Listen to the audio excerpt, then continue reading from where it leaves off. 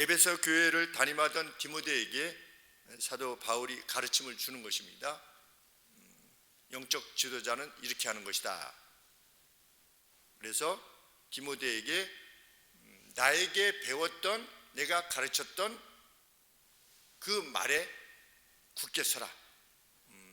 노파에게나 어울리는 그런 세상적 우화들, 무슨 족보 이야기들, 신비해 보이는 어떤 족보 이야기들, 허탄한 신화들, 이런 것들, 이게 뭐야? 내가 모르는 게 있었나? 이렇게 하지 말고 사도 바울이 밝힌 바, 가르쳐준 바 위에서 사역을 감당하라. 이렇게 가르치고 내 자신이 본을 보임으로 이것들을 감당하도록 해라 라고 하는 것이 4장까지의 내용이었습니다. 이제 5장 이하에서는 교회 내에서 영적 지도자로서 어떤 권위를 행사할 것인가, 이것에 대해서 지금 가르침을 계속하고 있는 겁니다. 먼저 1절, 2절은 노인을 날카롭게 꾸짖지 말고 그랬습니다. 남성 어른이신 겁니다. 연만하신. 그런데 교회 내에서 어떤 행함이 좀 옳지 않은 것입니다. 그럴 때 그 날카롭게 꾸짖지 말고, 지사님 그러시면 됩니까? 뭐 이런다든지 이렇게 하지 말고 어떻게 해라? 간청해라. 간청하라. 애원하래요. 우리 집에서 가령 예를 들어서 아비에게 하듯 하고 되지 않습니까? 아버지가 뭘 잘못하셨어요. 그러면 아버지 이렇게 하시면 안 되시잖아요. 이렇게 하지, 아버지 그러시면 됩니까? 뭐 이렇게 안 하지 않습니까? 당대에는 오죽했겠습니까? 그러니까 교회 내에서 어떤 잘못된 일이 일었을 때, 특히 나이 연만하신 어떤 노년부에 속한 성도님들에게는 아비에게 대하듯 간청해라.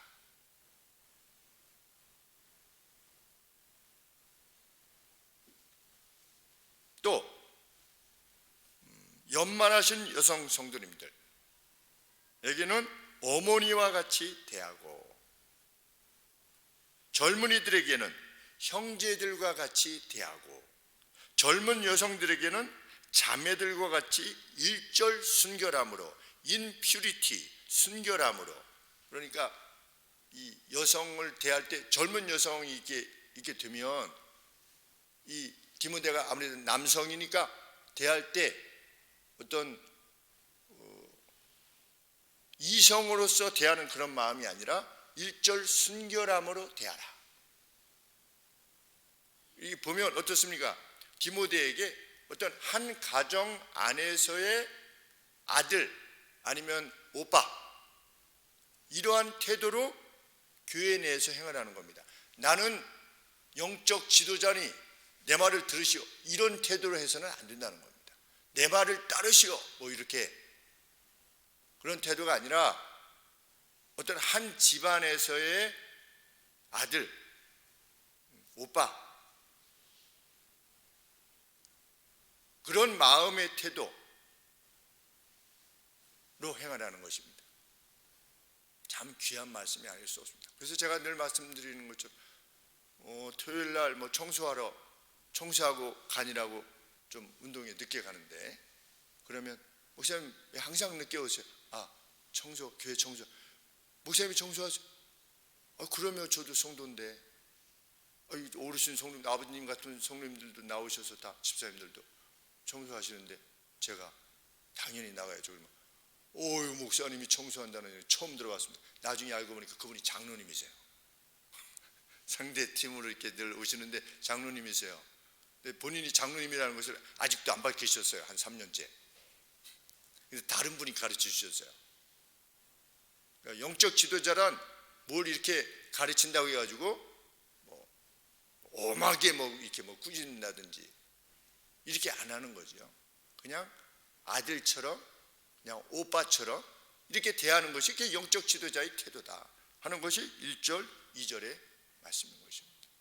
늘 온유하고 온유한 척 하는 것이 아니라 정말 진리를 알면 어떻게 되는 겁니까? 온유하지요, 인내하지요, 사랑을 베풀지요. 사도 바울처럼 자기의 것을 오히려 일해서 베풀 수 있을 만큼 성도들을 사랑하는 것이죠.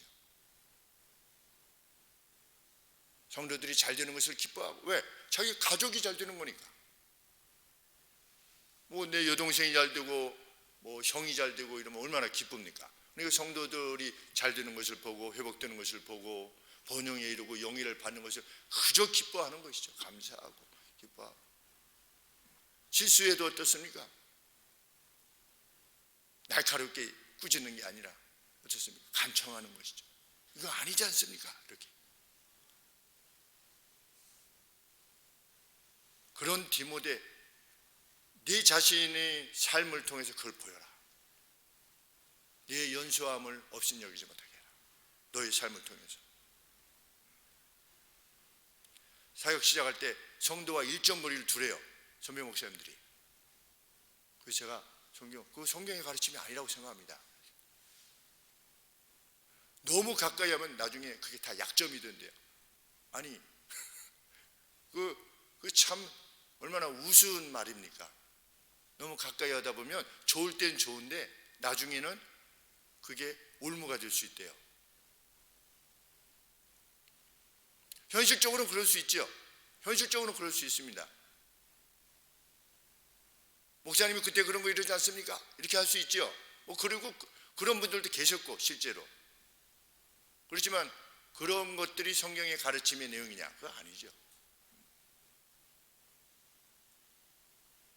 성도와 일정한 거리를 두는 목사 생각할 수 없는 겁니다. 왜? 성경적 가르침이 아니지 않습니까? 만일 교회가 커서 그것을 실행할 수 없다, 그러면 구조를 바꿔야죠. 내가 형제 자매로 수행하는데 이 사람이 뭐 우리 교회 성도인지도 몰라요. 이름도 몰라. 우리 교회 성도인지 자신도 몰라요. 누가 요전에 그런 말씀하셨는데, 엘리베이터를 같이 탔는데 목사님하고 같이 탔는데 목사님이 아시는 여집사님이에요. 그래서 옆에 집사님 옆에 이제 남자분이 있으니까 집사님 여집사님한테 여기 동네에서 뭐 이렇게 같이 서로 잘 아시는 분인가 봐요. 그랬더니 이분이 이 여자분이 남자분을 내서 제 남편은 안수 집사인데요. 안수 집사인데 그 동네 잘 아시는 분인가요? 왜 가까우니까. 싫어합니다. 싫어. 만약 그런 상황이 된다면 어떻게 되는 것입니까? 그 구조를 바꿔야 되죠. 내가 그 집안의 누구로서 알고 능히 그렇게 대할 수 있는 그 구조를 바꿔야 될 것입니다. 그러한 태도에 대해서 언급한 사도 바울이 이후에 밝히는 바는 교회 내의 참 과부들, 그 과부들을 높여라. 교회 내의 참 과부. 3절 말씀에 참 과부인, 진정한 과부인 과부를 안어해라, 높여라. 그런데 높여라라고 하는 내용을 보면, 뒤에 내용을 보면 그 리스트에 올려가지고 교회의 어떤 리스트에 올리는 겁니다. 올려서 그분들을 재정적으로 도우리만큼 교회에서 높이라는 겁니다. 그러니까 오늘로 치면 권사님인 거죠. 오늘로 말하자면. 어떤 과부인데 그 과부를 진짜 과부일 때 높여라. 그러면 진짜 과부가 아닌 경우가 어떤 과부냐를 바울이 밝히는 겁니다. 첫째는 자녀들과 손자들이 있으면 참 과부가 아니라는 겁니다. 과부는 맞지요. 그런데 교회에서 도울 참 과부는 아니라는 겁니다. 그러면 누가 과부가 아니냐? 만일 어떤 4절에 어떤 과부에게 자녀나 손자들이 있거든 저희로 먼저 자기 집에서 효를 행하여 이렇게 되어 있는데, 우리 영어 성경에는 파이어티, 경건이라고 하는 표현을 썼습니다.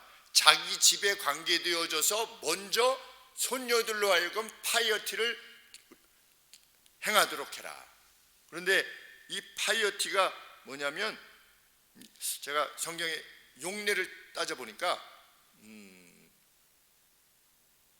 사도행전에 보니까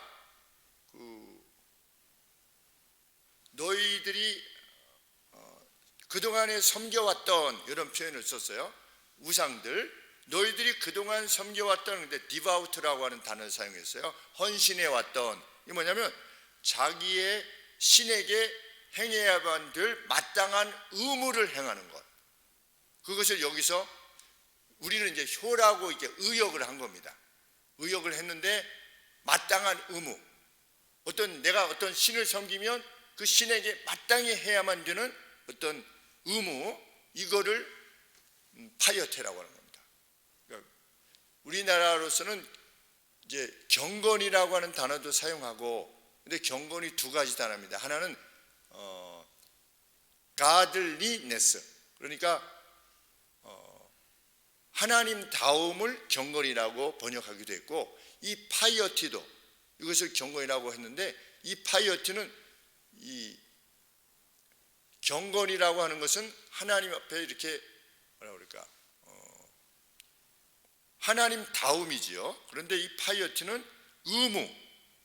그런데 그 단어를 지금 누구한테 썼냐면 과부인 그 누구의 가족들에게 지금 사용하는 겁니다.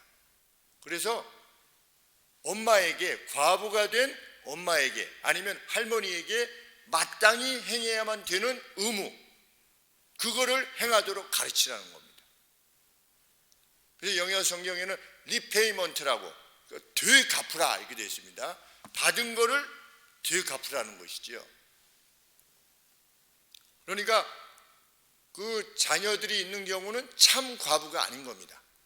그 리스트에 올릴, 도움을 교회에서 베풀어야만 되는 그런 리스트에 올릴 참 과부가 아니라는 겁니다. 그런데 우리는 이 4절 말씀을 통해서 할머니에게, 엄마에게 마땅히 행해야 되는 의무를 행하는 것이야말로 하나님 앞에서 받아야만 되는 것이다. 하나님께서 그것을 기뻐하신답니다. 그런데 부모는 사실상 정말 온 힘을 다해서 자녀들을 양육하지만, 자녀들이 되었을 때는 부모에게 공급하는데 거의 없지요. 있어도 조금 그냥 좀 조심스럽긴 한데 먹고 사실 만큼 좀 풍성하게 드릴 수 있으면 좋은데 그게 잘 안 되지 않습니까?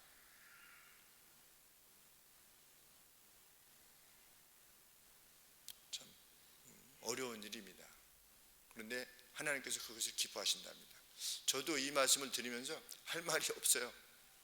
한갑되면 어머니가 뭐 좀 사 먹어라 이렇게 해서 돈 주시고, 또 가끔 생일 당하면 좀 써라, 어머니가 오히려 생일 관계되어져서 용돈을 주시고, 아직까지 뭐 60이 넘어서 이러고 있으니 참 드릴 말씀이 사실 없습니다. 이게 설교 말씀을 드리면서도 참 죄송한 마음뿐이다. 그렇습니다.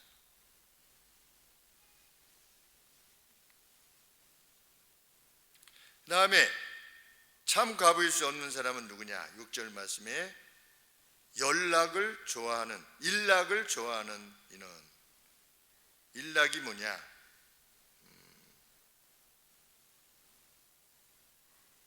방탕한 즐거움에 내 자신을 내어놓는 사람, 그런 과부.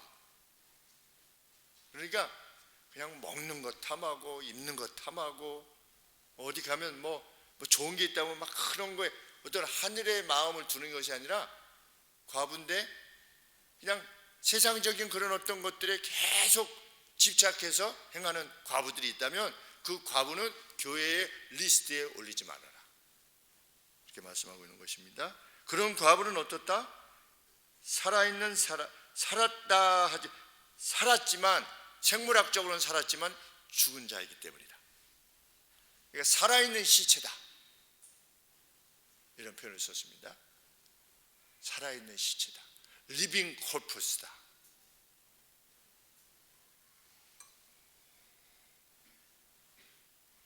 그래서 7절 말씀에 디모데야 네가 이것을 명령해 가지고 그들로 하여금 비난 너머에 있도록 하게 하라. 비난을 넘어서, 비욘드라고 하는 단어를 사용했는데 비난을 넘어선 사람들이 되도록 해라. 그러니까 일락을 좋아하는 어떤 과부들이 있다면 가르치라는 거예요. 그것을 명령하래요. 참 얼마나 어려운 일입니까? 교회 내 과부들이 있는데 과부들이 막 맛있는 거 탐하고 막 눈에 보이는 거 막 하고 막 이러는데 너무 거기에 몰입하시면 안 됩니다. 이렇게 가르치래요. 그런데 지금 디모데 나이가 말씀드렸듯이 30살 중후반인데 여기는 벌써 연만하신 나이가 연만하신데 아니 내가 무슨 뭐 특별히 뭘 잘못했습니까? 이게 무슨 죄예요? 그렇게 말하려 하지 않겠습니까?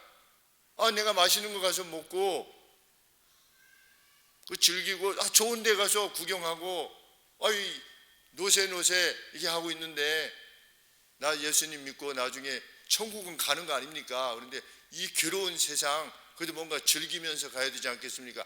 만약에 이런 분들한테 살았으나 죽은 자입니다 이렇게 말을 해요. 얼마나 어려운 일이겠습니까? 실상. 그래서 제가 우리 교회 성도님들에게도 늘 말씀드리는 바가 삶을 심플하게 만들어야 된다, 단순하게 만들어야 된다고 하는 이유가 그것이지요. 여기 돈 벌고 저기 돈 벌고 어디 가서 뭐하고 여기 투기하고 저기 투기하고 어떻게 하면 돈을 벌고 뭐 정치니 이러니 저러니 자꾸만 그런 것들에 보이는 것들에 너무 관심을 하다 보면 본질적인 것에 관심을 갖기가 어려워져. 시간 투여하기도 어렵고 우리가 하루 24시간을 어디에다가 투자하느냐를 잘 보면 알 수 있죠. 24시간을 어디에 내가 돈을 쓰고 내가 시간을 쓰는가, 그것을 보면 알 수 있는 거죠. 그런데 방탕한 즐거움에 내주는 여인 역시 과부일 수 없다. 그래서 잘 가르쳐서 그들이 비난 너머에 있도록 해라. 그러니까 비난과 관계없는 사람이 되도록 그들을 도우래요. 저 사람은 그냥 먹기를 탐하고 개걸스럽고 사람 이렇게 하는 비난을 받지 않는 자리에 이룰 수 있도록 도우라는 겁니다. 다음에 누구를 과부의 명단으로 올리지 말라고 하냐면 11절에 보시면 젊은 과부는 그 공식적인 리스트에 올리지 말라고 사도 바울이 가르치는 것입니다. 왜냐하면 그들이 이제 그 과부에 올리게 될 때 그 실질적인 맹세가 있었는지 없었는지는 잘 모르겠지만 어떤 서약이 있었던 것 같기도 하고 그렇습니다. 왜냐하면 그 서약에 대한 언급이 12절 말씀에 처음 믿음을 저버렸으므로 이렇게 되어 있는데 여기서 뭐라고 되어 있냐면 그들의 이전의 플레지는 뭐냐면 서약입니다. 서약을 저버렸기 때문이다, 이런 표현을 씁니다. 그러니까 요 과부, 우리가 이제 집사나 안수집사님이나 아니면 장로님들 때 서약을 하지 않습니까? 하나님 앞에 맹세죠. 목사도 마찬가지로 이렇게 맹세할 때 내가 이제 과부의 명단에 오르게 되면 앞으로 이렇게 할 것이겠습니다, 하나님의 것만을 바라보고 살아가겠습니다, 이렇게 서약을 하는데 나중에 어떻게 된 겁니까? 어떤 일종의 유혹이 올 수도 있다는 겁니다. 유혹이. 어떤 유혹이? 이제 남은 젊은 과부다 보니까 당시의 성의 문화가 아주 안 좋았잖아요. 그 심지어 교회 내에서도 근친상간이 있을 정도로, 하나 예를 들면 교회 내에서도 어떤 간음이 있을 정도로,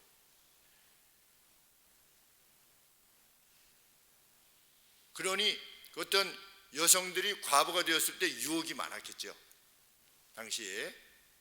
그렇기 때문에 젊은 여인들로 하여금 그 과부의 공식적인 리스트에 올리지 않도록 해라. 왜? 이전의 맹세를 저버리고 다시금 가정을 갖고자 해서 결혼할 수 있기 때문이다. 그러면 결혼하는 것이 나쁜 겁니까? 그렇지 않습니다. 그렇죠? 그런데 문제는 뭐냐면 이미 15절에 보시면 이미 사탄에게 돌아간 자들도 있도다. 그러니까 젊은 과부인데 그것을 이기지 못해가지고 사탄에게 돌아간 거예요. 그러니까 믿음을 저버린 겁니다. 완전히. 그러한 경우들이 이미 있었던 거죠. 그러니까 사도 바울이 젊은 여인들로 하여금 그 리스트에 올리지는 않게 해라. 이렇게 가르치는 겁니다. 참 지혜로운 가르침인 것이죠. 그리고 만일 그들에게 그러한 공식적인 리스트에 올리는 그런 영예를 돌리게 된다면 그들이 어떨 수 있다.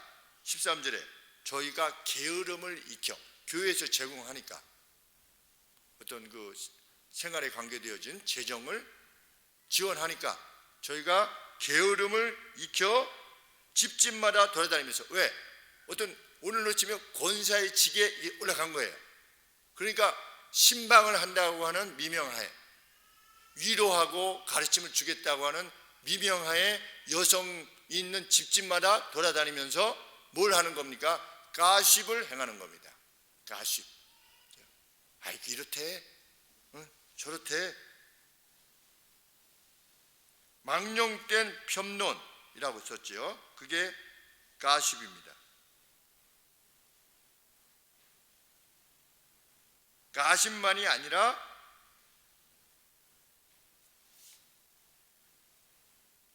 비지바디래요. 비지바디. 이게 뭐냐면 남의 일에 참견하는 사람들을 말합니다.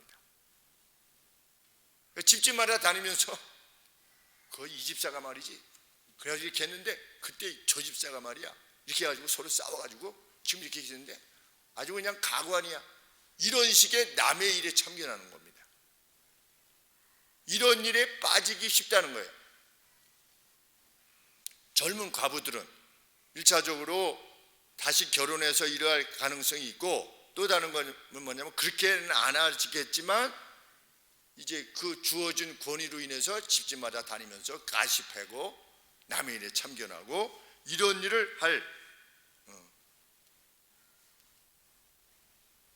위험성이 있다는 것이지.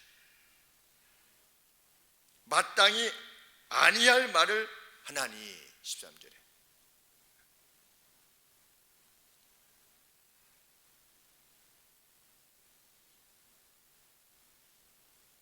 여성들은 제가 오늘도 교회에 있다가 보면 여성들은 화장실을 같이 가요. 어렸을 때 보면 친구하고 화장실을 같이 가는 거예요. 남자들 화장실 갈 때 화장실 같이 가자 뭐 이런 게 없거든요. 남자들은. 근데 여자애들은 화장실 가려고 뭐 화장실 오늘 소희하고 제이하고 같이 가더라고요. 화장실을. 소희하고 제이인지 맞나? 맞을 거예요. 맞아요. 그래서 제가 임지영 집사님이 계셔가지고 참 여성들은 참 신기해요. 화장실 갈 때 그랬더니 임지영 집사님이 뭐라면 본인도 어렸을 때 아주 어렸을 때 친구하고 같은 화장실 썼대. 지금 생각해보면 이상하대요. 같은 공간에 들어가서 한쪽에서 쉬하고 있는 거야. 그거 옆에서 이 친구가 이렇게 보고 있는 거지. 그 남자들은 이게 상상할 수 없는 일이거든요. 그만큼 그렇게 하면서 너와 나는 이만큼 가깝다 하는 것이 매우 중요하다는 것이죠. 그 어떤 유대감, 연대감이. 그러니까 이 가십 같은 것도 뭡니까? 말하면서 누구를 막 공격하면 그래 걔가 그래 이렇게 하면 뭐예요? 그냥 연대감이 생기는 이러한 위험성이 있는 것이죠. 특별히 여성들에게는. 왜냐하면 그 연대감 때문에 그것이 중시되니까. 근데 그 연대감이 깨지면 정말 슬프고 괴로운 거죠. 물론 남자들도 그렇지만 여성들에게서는 더욱 그러하다는 것이 인식이지요. 그러니 젊은 여성들은 리스트에 올리지 않도록 해라. 그래서 저희 교회도 가급적이면 권사님이나 남성에게뿐만 아니라 여성뿐만 아니라 남성도 우리 장로 그러면 우리 헌법에 아마 40살인가 45부터 장로가 될 수 있습니다. 그런데 장로는 좀 그렇지 않습니까? 장로라고 하는 것은 그래도 장로 아니겠습니까? 장로, 엘더. 그런데 40살에 이렇게 장로가 된다는 게 참 쉽지 않은 일이죠. 물론 디모데는 더 어린 나이에 되었지만, 그래서 가급적 좀 기다리고 지켜보는 이유가 그것인 것이죠.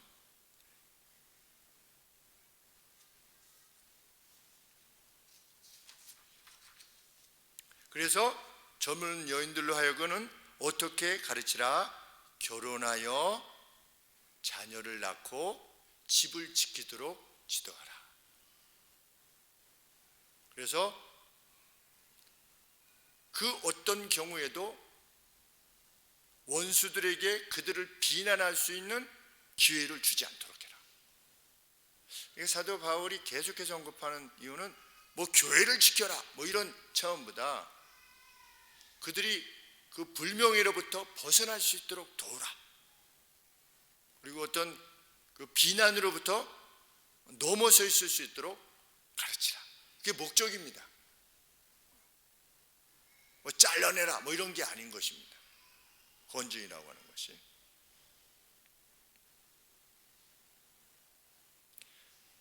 그리고 사도 바울은 앞서서 자녀들로 하여금 어머니요 할머니인 과부를 도우라고 이렇게 가르침을 주었었는데, 과부를 리스트에 올리기 전에 또 다른 가르침을 주는데, 그것은 뭐냐면 믿는 친척들이 있으면 그들로 하여금 그 과부를 돕도록 해라. 먼저의 책임은 누구입니까? 가족이지요. 가족이 도와야 되는 겁니다. 그런데 그 가족이 안 되는 거예요. 그러면 어떻게 되는 겁니까? 그 가까운 친척이, 믿는 친척이 있다면 그 과부를 돕도록 해서 교회가 짐을 지지 않도록 해라.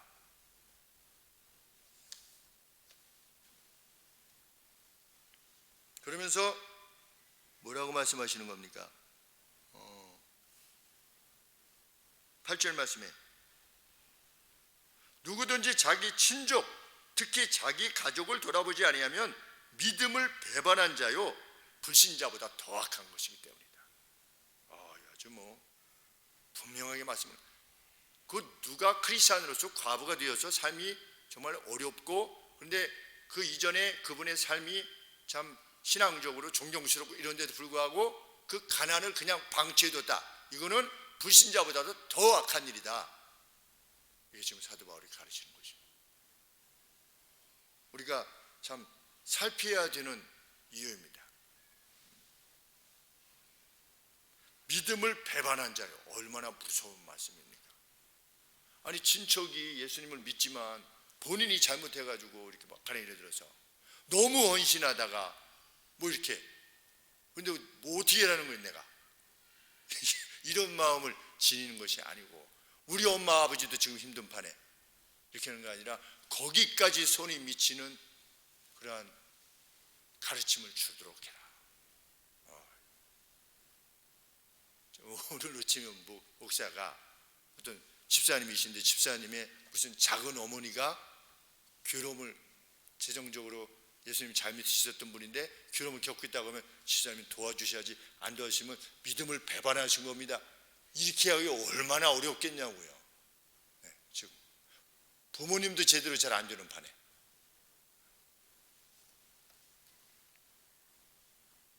그런데 그래서 우리는 기독인들로서의 가족과 친척이 어떠한 형편에 있는가를 살피는 것이 필요하다라고 하는 생각을 하게 되는 것이죠. 근데 실질적으로는 같이 예수님을 믿어도 형은 잘 사는데 뭐 동생은 어렵다든지, 동생은 잘 사는데 형은 뭐 어렵다든지, 이런 경우들이 많이 있지 않습니까?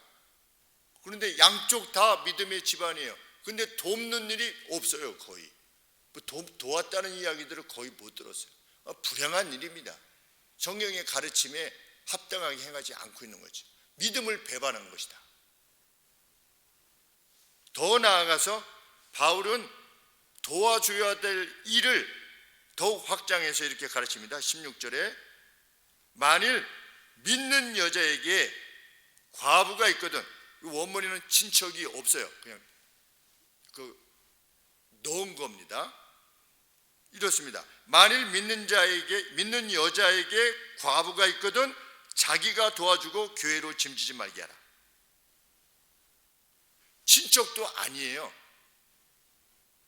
그리고 자기 부모님도 아니에요. 근데 어떤 과부가 있는 겁니다. 내가 믿는 여인이에요. 근데 어떤 과부가 괴로움을 당하고 있어요. 그러면 어떻게 하는 겁니까? 도우라는 겁니다. 자, 영역이 어떻습니까? 어머니요 할머니인 이를 도와야 되는 책임 있는 사람이 그 손자 손녀 아니면 자녀인 거죠. 그 다음에 책임 있는 사람이 누굽니까? 예수님을 믿는 사람의 믿는 친척이 이분을 도와야 돼. 그 다음 사람은 친척이 아니지만 내가 믿는 거예요. 믿으면 이 사람을 도와야 되는 거예요. 이것이 성경의 가르침이에요. 그래서 16절에 만일 믿는 여자에게 과부가 있거든 자기가 도와주고 교회로 짐지지 말게 할 것이다.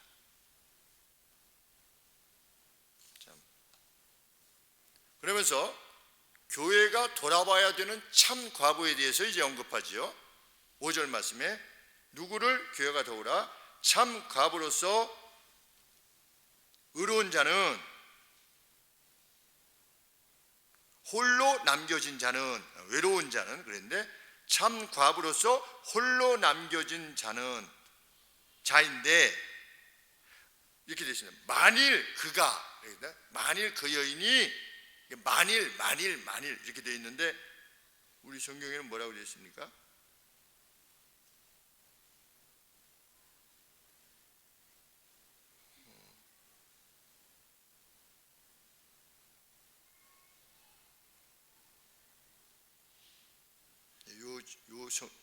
요 성경도 제가 원래 보았던 저기하고 조금 다르게 되어 있는데 하나님께 소망을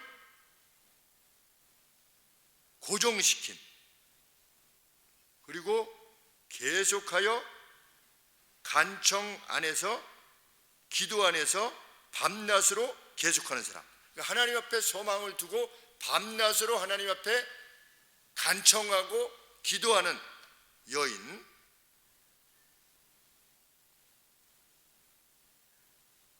그 여인이 진짜 과부라는 겁니다. 그러니까 가난하다고 돕는다는 것이 아니고, 가난한 것이 도움의 이유가 아니라 경건이 입증된 과부를 도우라는 겁니다. 과거의 삶을 통해서 교회가. 그래서 그 뒤로 9절 말씀에 과부로 그렇게 명부에 올릴 자는, 리스트에 올릴 분은 나이 60이 덜 되지 아니하고, 60이 넘어야 돼요. 한 남편의 아내였던 자로서, 그러니까 충실하게 60이 될 때까지 한 남편의 아내로, 어떤 결혼이라고 하는 삶에 있어서 충성되었던 여인이었던 것이요. 그런 여인으로서 10절에 혹은 그랬는데 만일 그 여인이 이렇다면, 혹은 이렇다면 전제 조건입니다. 자녀를 양육했다면, 나그네를 대접했다면, 성도들의 발을 씻겨 왔다면, 환난당한 자들을 구제해 왔다면, 모든 선한 일을 쫓은 여인이라고 할 것이면 리스트에 올리라는 겁니다.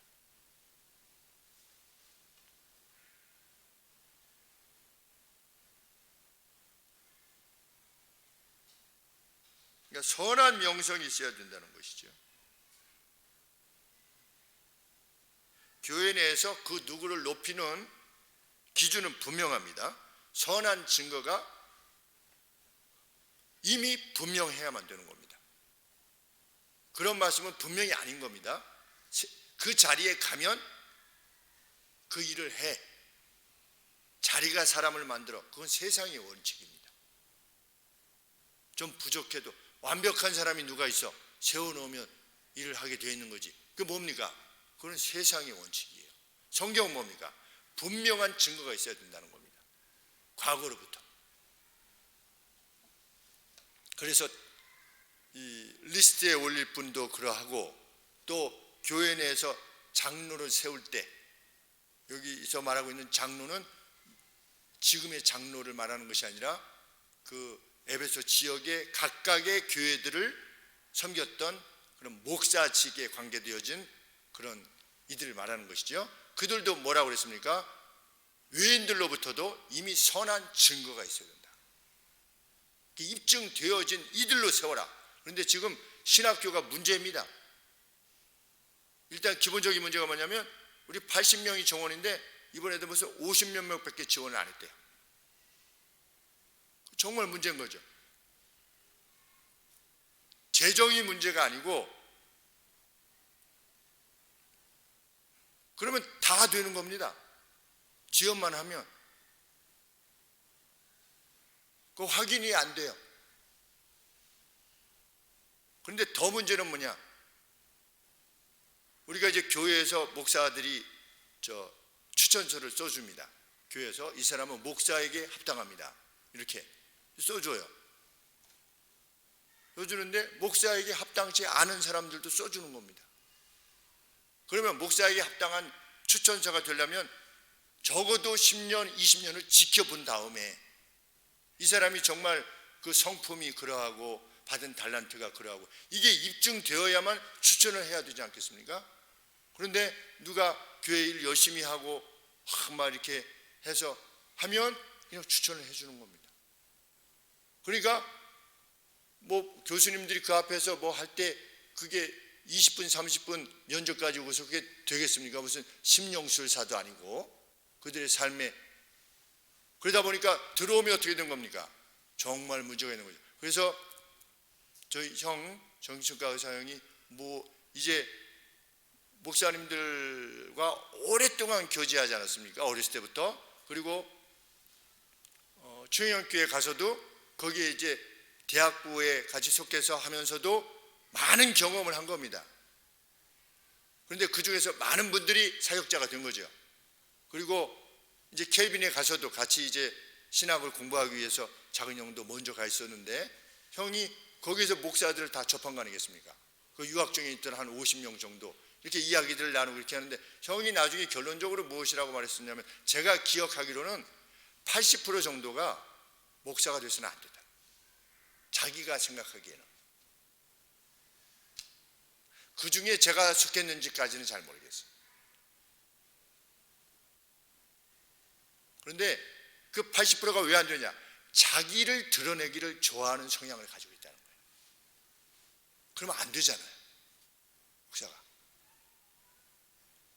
자기가 남에게 인정받는 것을 기쁨으로 하는 그러한 방식의 성품을 가진 사람이 목사가 되면 안 되잖아요. 정말.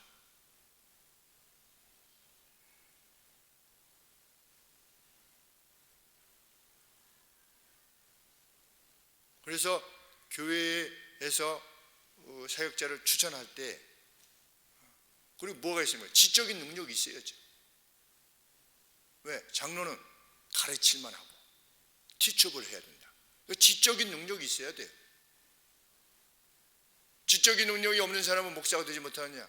그 말은 아니에요. 어디까지가 지적인 능력이냐? 이거 말하기도 어려워요. 그런데 성경 말씀을 연구하려면 지적인 능력이 있어야 되잖아요.